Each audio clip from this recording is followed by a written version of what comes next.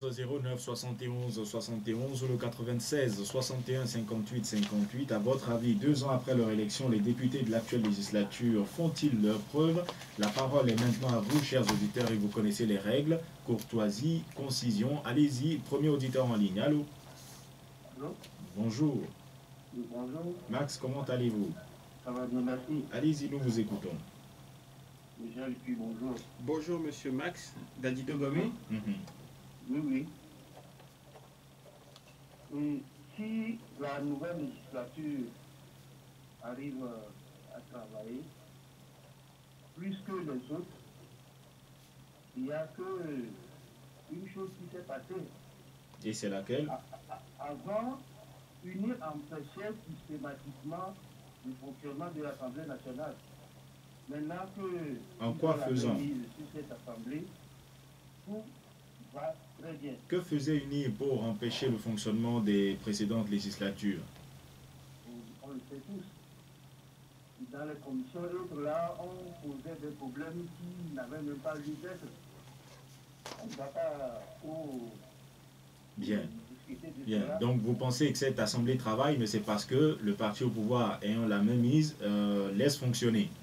Voilà. Bien. Merci Max. Donc, non, s'il vous plaît. Bien, allez-y rapidement. Ok, d'accord.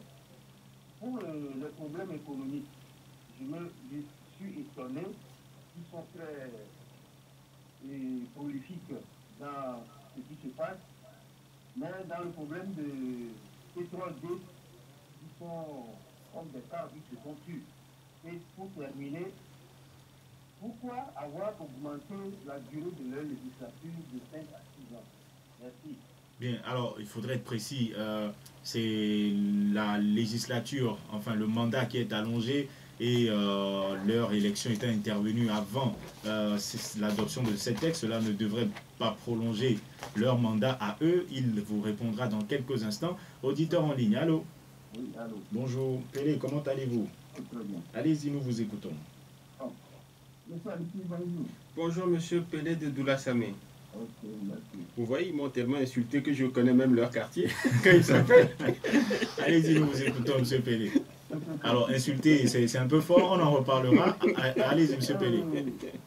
Parler de bilan dans cette année, je pense que si vous demandez M. Dangote, il va vous dire que le bilan est négatif.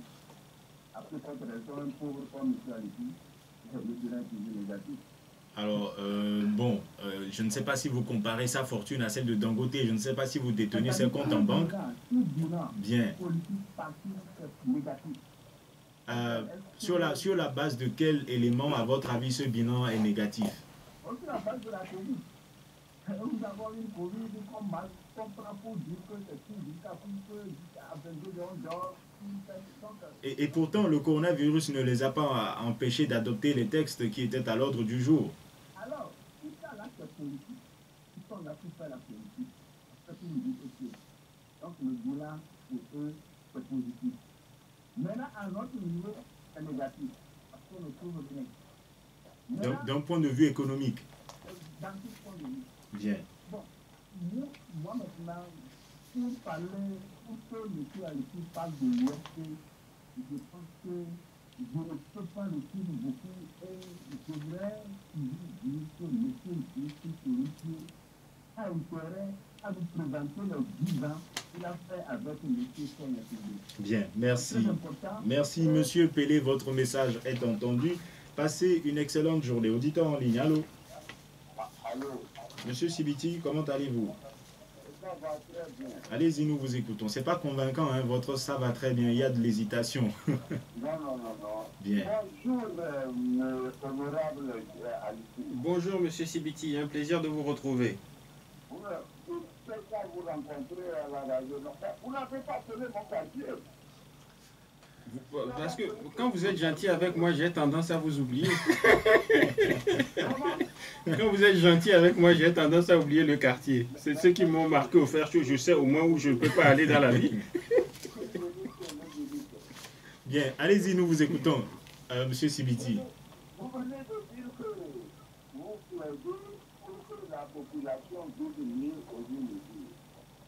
Faites quelque chose comme le député de l'Union pour les fonctionnaires, les commerçants. Deuxièmement, quand on vous entend parler, vous n'êtes pas que nous sommes activés pour conclure dans cette base. Vous parlez honnêtement et franchement, vous dites tout ce que les autres ne disent pas. Comme quoi, Monsieur Siviti, qu'est-ce que vous attendez qu'il dise et qu'il ne dit pas? Vous ne pouvez pas me prendre dans tout ça. Ah ben, c'est... Moi... On a même parlé du salaire des députés. Est-ce que vous entendez les autres vous le dire? Je n'ai pas très bien saisi. Troisièmement, les députés, quand on vous appelle, répondez, c'est que de dire, et comme les ministres aussi, je vous l'appelle après, monsieur. Bien, donc, vous pensez qu'ils... Enfin, vous souhaitez qu'ils aient... Par contre, ceux qui disent, vous êtes élus. Bien. Nous sommes parfaits. Bien, merci. Merci, Monsieur Sibiti, on a compris. Vous souhaiteriez que les députés accordent davantage de temps à ceux-là qu'ils représentent à l'Assemblée nationale. Et c'est l'effort que nous faisons aussi, puisque c'est en votre nom que nous interrogeons ce matin le député Ali. Puis on aimerait donner la parole au plus grand nombre possible d'auditeurs en ligne. Allô? Alors, bonjour. Bonjour, vous vous appelez comment? Michel. Michel de Zanguera, c'est ça? Oui. Bien, allez-y, nous vous écoutons. Sur le bilan des députés, je crois que notre député, notre député est en train de parler pour eux-mêmes, pour leur parti. Sinon, comment comprendre que dans un pays, les gros standards financiers n'ont jamais fait l'objet d'une corporation par l'Assemblée nationale? Comment est-ce qu'on peut comprendre ça? C'est dans un pays où on arrête le petit voleur, le petit manifestant, et quelqu'un qui décide des millions, on a fait des millions de la taxe. Alors, par gros scandale financier, vous voulez parler de cette affaire de détournement de fonds dans la commande de pétrole? Il y a la canne, il y a la liste de vin, tout ça là, on va jamais. Non, mais c'est incroyable. Bien. C'est incroyable. Quelques députés, s'ils ne font pas un peu de contre-poids de l'action gouvernementale, ils nous disent que le problème est ici. Bien, merci. Merci, Michel. Monsieur Alipi va vous répondre et c'est d'ailleurs avec vous que nous allons commencer. Monsieur Alipi, vous avez écouté Michel. Il pense que le bilan est positif compte tenu des éléments que vous avez évoqués, mais il ne comprend pas pourquoi, face à de gros scandales financiers, je suis en train de le citer, l'Assemblée nationale n'interpelle pas. Il parle du détournement de fonds dans la commande de pétrole, la canne, la route Lomé, Vaucan-Enfoin, et il pense que vous n'êtes pas véritablement un contrepoids sur le plan politique. Qu'avez-vous à lui répondre? Ouais, il faut qu'on soit honnête avec nos citoyens et qu'on leur dise la vérité. Quand ils pensent que nous ne sommes pas un contrepoids, c'est vrai que quand vous prenez la balance à l'Assemblée, nous avons 91 personnes à répartir, il y en a 59 d'un côté, et puis nous ne sommes que 7. Donc, bien entendu, il n'y a pas d'équilibre vraiment. C'est pourquoi par la discussion, par le dialogue, nous essayons de trouver des équilibres qui vont au-delà de l'arithmétique. La majorité des textes sont adoptés à l'unanimité, ça ne plaide pas en votre faveur. Non, oui, mais c'est-à-dire qu'il y a une pétition de principe encore, et je reviens là-dessus, pétition de principe pour dire que bon, on prend pour vrai des choses qui ne sont pas encore prouvées. C'est-à-dire qu'il faut qu'on comprenne bien une chose. Si le gouvernement arrive avec quelque chose que nous-mêmes nous avions déjà dans notre programme de gouvernement qui est disponible sur mon site. Vous n'allez pas vous y opposer. Nous n'allons pas nous y opposer pour prouver aux gens. Je vous ai déjà dit que nous ne sommes pas dans le mature. Nous n'allons pas dire non parce qu'on attend que on attend qu'on dise non. Lorsque nous disons non ou que nous votons abstention, nous avons de bonnes raisons. De le faire. Mais vous dites assez rarement, presque jamais non. Est-ce que cela voudrait dire que le parti au pouvoir ou les députés de la majorité ont une vision du pays qui est la bonne? Prenez le mandat comme une semaine de travail. Nous venons de finir la journée du mardi. C'est que nous sommes la deuxième année, lundi 1 an, mardi 2 ans. Il y a encore mercredi, jeudi, vendredi, samedi, voire dimanche. On est seulement mardi et... Donc vous pensez avoir le temps de dire non? S'il y a des choses qui viennent, on voit que ce n'est pas dans l'intérêt du Togo. Ce n'est pas faire des actions d'éclat pour venir ici, pour dire non, faire le tapage. On va s'asseoir avec nos amis du NIR et leur dire, les amis, nous voyons que ça là, pour l'intérêt du Togo, on on peut faire autrement. En général, vous êtes entendu. Oui, mais c'est ce que je dis. C'est que, bon, peut-être que c'est un de nos défauts. Comme nous ne sommes pas en train de faire le matu vu et faire du populisme, nous acceptons d'être un peu impopulaires pour le moment. Mais nous travaillons. Vous savez, la première mouture du texte qui est arrivée à l'Assemblée pour la réforme, pour le mandat présidentiel, c'était 7 ans. Donc on aurait fait 14 ans, donc presque 3 mandats de 5 ans. Nous avons discuté. En face, on peint ces gens-là comme le grand Satan des ennemis. Ce sont aussi des êtres humains. On a discuté, ils sont rentrés, réfléchis, ils sont revenus. On était dans la salle et leur patron a demandé une suspension. On s'est retrouvés, on a encore échangé, on a pris un petit verre et on est tombé que, bon, 5 ans.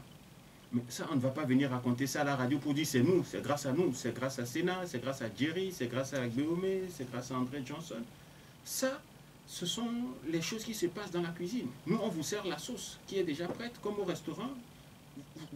On ne va pas préparer dans la salle où les gens mangent. Alors, ça fait dire à Félix Aziamadji sur la page Facebook de Nana FM que c'est grâce à vous que les citoyens n'ont plus le droit de manifester. C'est grâce à vous que le compteur a été remis à zéro.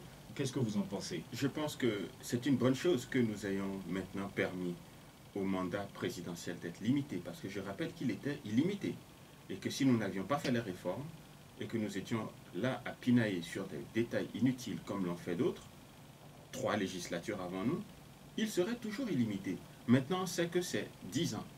Si maintenant on se prépare convenablement, peut-être il y aura une alternance avec quelqu'un de l'opposition aux prochaines élections en 2005 ou en 2010, ou si nous ne sommes toujours pas organisés, que nous sommes plus préoccupés à nous faire du mal les uns et les autres, ben, l'UNIR va rempiler ad vitam aeternam. Il ne manque pas de candidats dans leur rang. Alors, donc, le scandale financier, sur les scandales. Ces affaires-là, je ne sais plus dans quel sens on va le prendre.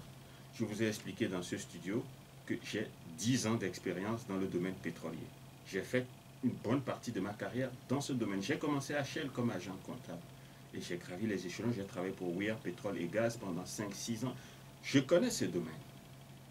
Je suis député, j'étudie le budget de l'État. Et vous aviez expliqué les recettes budgétaires du Togo pour cette année 2021 seront de 839 milliards. Elles étaient de 600 et quelques milliards, puis 500 milliards. C'est en hausse.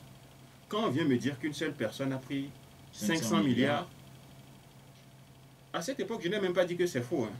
J'ai simplement dit que apportez-moi des éléments tangibles, documentés, pour que je puisse faire une analyse. Donc pour vous, c'était assez peu probable pour que vous interpelliez sur le sujet?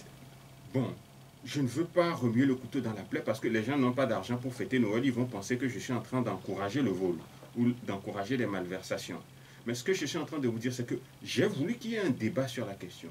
Il n'y a pas eu de débat. On a commencé à dire que je n'étais pas mieux que mon père, que j'étais un bon à rien, alors que j'ai quand même une très belle carrière en finance. J'étais payé 4 fois ce que je fais comme député maintenant. Ce que je fais par mois, je le faisais par semaine. Donc c'est pour vous dire qu'on est là pour servir le pays, on n'est pas là pour se servir. Et quand on veut qu'il y ait un débat, c'est pour que si tu amènes ta vérité et on la compare avec ce que j'estime être la vérité. Si c'est moi qui ai tort, bon, on se range derrière la vérité. Alors, on n'a pas voulu de ce débat. On a voulu de l'invective. Et cette affaire s'est retrouvée devant le tribunal. On n'a pas pu sortir un demi-document devant le juge. Et le verdict, tout le monde le connaît. Maintenant, les jetons de présence, est-ce courant dans le secteur pétrolier? Oui, ce n'est pas un problème. C'est-à-dire que pour le coût de vie, enfin le niveau de vie du citoyen qui est payé à 35 000 par mois le SMIC. Écoutez, moi je ne veux plus rentrer dans cette affaire pour que ça devienne des polémiques. Nous sommes dans une situation où nous avons un pays qui veut sortir de la pauvreté. Donc je comprends que les gens ont des revenus faibles, ils ont une vie qui est pénible. Mais le monde entier ne fonctionne pas comme ça. Vous sortez du Togo, vous allez ailleurs, le secteur pétrolier, les gens qui travaillent dans ce secteur-là, ils sont très bien payés. Et les gens voudraient juste qu'il y ait une certaine équité dans un pays comme le Togo, justement, qu'il n'y ait pas des gens qui... Bon, moi je ne sais pas qu'est-ce que vous voulez que je fasse, parce que concrètement, CSFPP, on a placardisé les Adjakli. Les Adjakli ne sont pas ordonnateurs au CSFPP. Le CSFPP a un président qui est le ministre. Il y a des ministres de tutelle. On vient, pendant qu'on demande des éléments de preuve pour l'affaire Adjakli, on tombe sur Madame Leguezine. On invente des histoires à dormir debout. On sort de la documentation sans les explications appropriées, on les jette en pâture.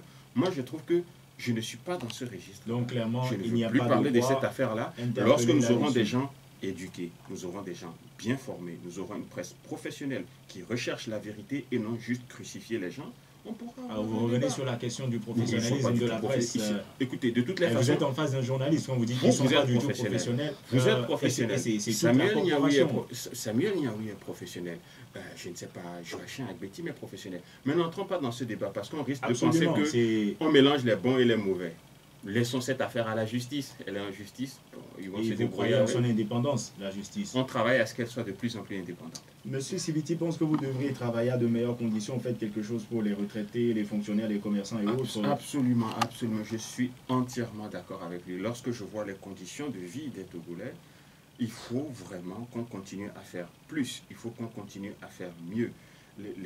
J'entends, il y a des gens qui me disent qu'ils gagnent 30 000 par mois. C'est le prix peut-être d'un déjeuner dans un bon restaurant. Donc il faut vraiment qu'on fasse plus et mieux. Mais pour ça, il faut qu'on ait la paix, il faut qu'on ait la stabilité. Il faut que celui qui gouverne puisse décliner sa politique sans que tous les 2 ans, on essaie de les déstabiliser par des manifestations ou des coups d'État. Donc c'est pourquoi nous sommes dans cette posture où à l'Assemblée, vous ne nous entendez pas faire du tapage, mais quand il y a un problème, on discute. C'est ce que les gens civilisés font. Et c'est ce que nous commençons maintenant à faire. On a fini, après tant d'échecs pour certains, à comprendre qu'il vaut mieux qu'on s'asseye entre Togolais pour discuter. Alors, M. Pelé dit qu'avec le coronavirus, on ne peut pas avoir de bilan positif. Et Max pense que vous arrivez à travailler parce que le parti au pouvoir laisse faire. Qu'est-ce que vous en pensez? Ils ont une majorité importante. Mais ils ont l'élégance. Parfois, oui, il y a des moments où ils peuvent passer en force sans discuter. Il y a cette élégance-là de discuter avec nous, de respecter l'équilibre, que ce soit dans la répartition des positions ou bien même dans les prises de position.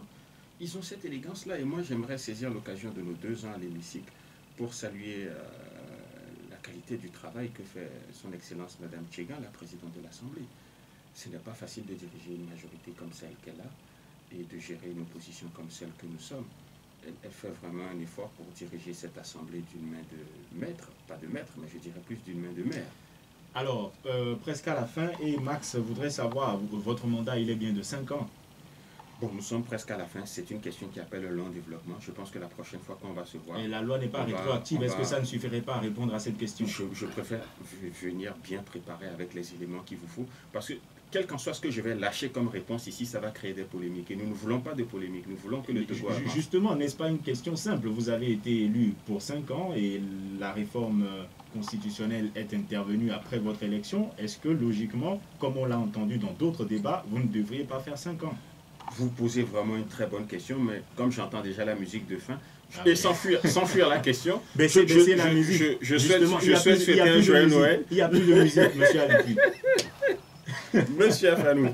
Bien, alors. Bon, j'ai la réponse à cette question, mais je vais valider la réponse que j'ai avec l'Assemblée et avec la Cour constitutionnelle et je vous promets de vous revenir là-dessus. Bien. Alors, merci Sénat Alipi d'avoir accepté notre invitation. Vous avez souhaité un joyeux Noël aux auditeurs. On considère comme votre mot de la fin. Ce débat se termine. Merci à vous de l'avoir suivi et d'y avoir participé par téléphone comme par Internet. Nestor Glo était à la mise en onde. Je m'appelle Antoine Afanou. Le débat de Nana FM vous retrouve demain matin, 7h15.